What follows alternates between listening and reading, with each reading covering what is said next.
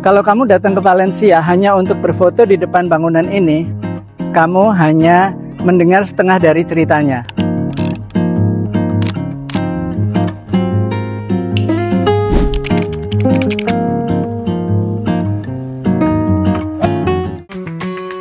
Halo, jumpa lagi di Bamos Lutfi.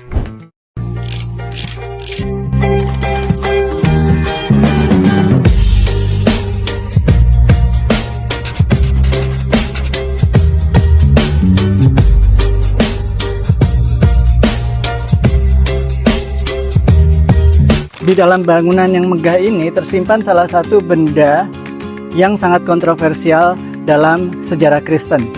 Benarkah ada di sini? Yuk kita lihat. Vamos.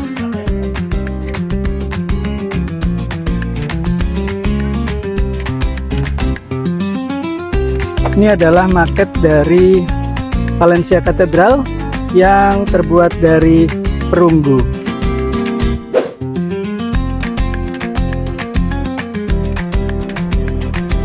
Holy Grail, cawan yang diyakini digunakan oleh Yesus pada jamuan terakhir.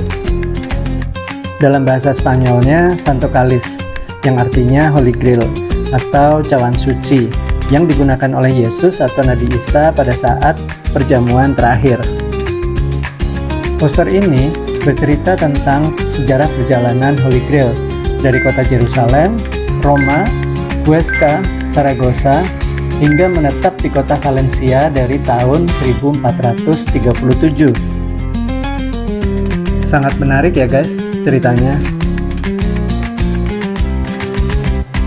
Di sini kalian bisa melihat bagaimana megahnya Valencia Cathedral yang dibangun pada zaman Romawi kuno, di mana sebelumnya adalah kuil untuk Dewa Jupiter.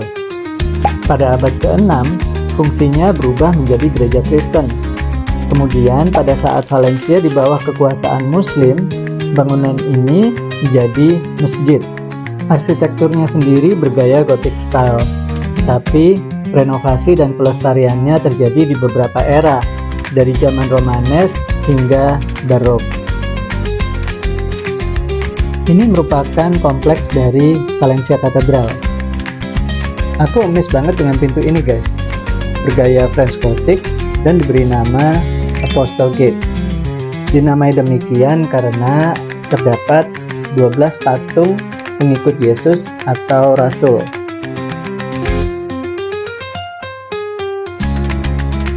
Nah, sekarang kita memasuki Chapel Holy Grail. Mungkin ini saatnya yang kalian tunggu-tunggu. Aku juga gak tahan lagi untuk ngeliatin ke kalian semua.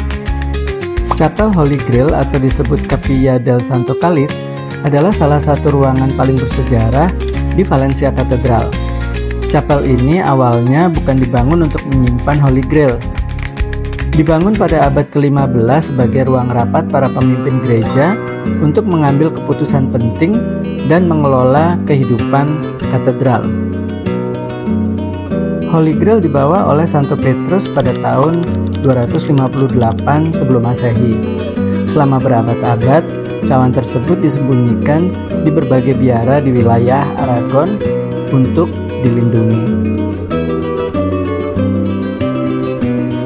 Baru pada tahun 1916, Holy Grail itu dipindahkan ke sini, dan sejak itu dikenal sebagai Chapel Holy Grail.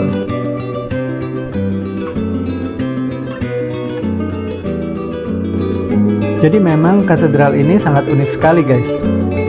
Di bagian pintu juga beberapa pilarnya terlihat sangat Romanesk, sedangkan fondasi dan sebagian besar bangunannya terlihat begitu Gothic. Tapi beberapa chapel dan karya seni yang ada terlihat sangat Renaissance. Pintu utama dan altarnya bergaya Baroque yang sangat kental sekali. Sedangkan sebagian interior hasil renovasi terlihat begitu neoklasikal. Menurut kalian gimana? Is it too much? Atau biasa aja?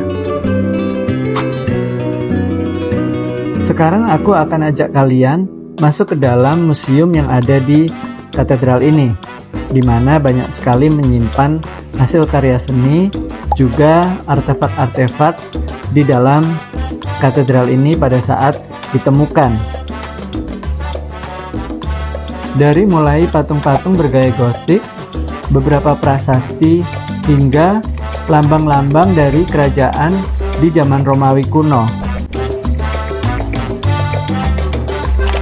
Teman-teman, yang kita lihat hari ini hanyalah puncaknya, karena tepat di bawah Valencia Katedral tersembunyi kota kuno yang sudah berusia lebih dari 2000 tahun.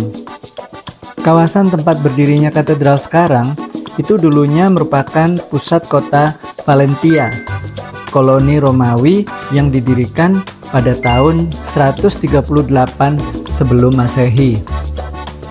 Valencia benar-benar adalah kota yang dibangun di atas sejarahnya sendiri. Ekskavasi arkeologi di dalam museum ini sering disebut sebagai mesin waktu Valencia karena memperlihatkan seluruh lapisan sejarah kota dalam satu lokasi. Teman-teman, itu adalah menara lonceng di Katedral Valencia, diberi nama El Miguelete, dibangun antara tahun 1381 dan 1429, setinggi 51 meter dan merupakan simbol juga ikon dari kota Valencia. Ntar aku ajak kalian untuk naik ke atas ya. Ada sekitar 207 anak tangga dan kira-kira hanya untuk 2 orang sih ya. Jadi kalau ada orang mau turun, kita berpapasan sama mereka. Kalian juga bisa lihat ini dari salah satu jendelanya.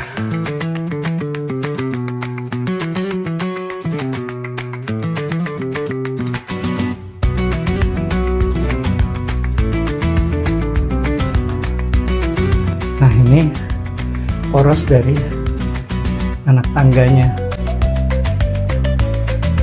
Tangannya berbentuk spiral. As you can heard, aku ngos-ngosan. I'm over 50. Finally. Wow, look at this view.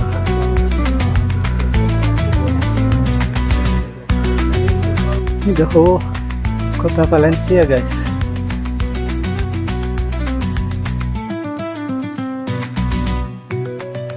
Nah, ini lonceng yang setiap jamnya dibunyikan. Gede banget, guys. Kalian bisa lihat perbandingannya dengan besarnya manusia.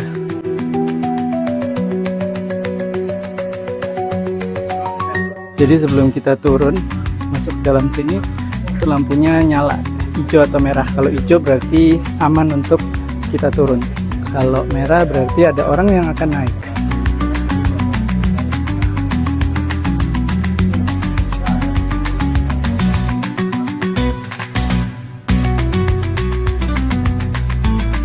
Berhubung ini hijau, yuk kita balik turun ke bawah. Tuh, agak ngeri.